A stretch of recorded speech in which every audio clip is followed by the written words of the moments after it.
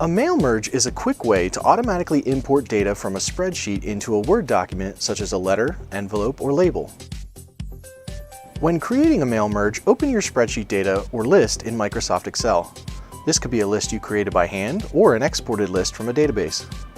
You'll want to make sure that your columns are labeled at the top and take note of what the name of the sheet is at the bottom. You'll need that later. Next, open the document you want to link to the contact list. Go up to the Mailings tab and click Select Recipients. Use an existing list, then browse to where your Excel list is saved.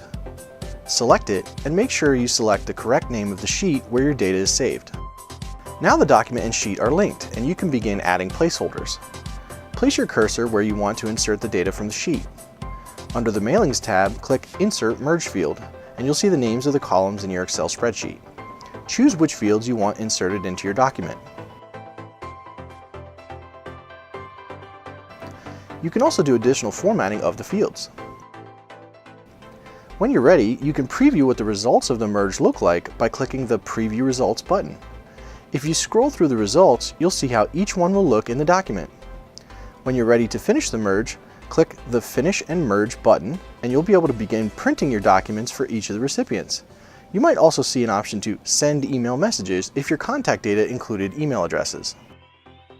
Thanks for watching this video about how to perform a successful mail merge. Now you try it!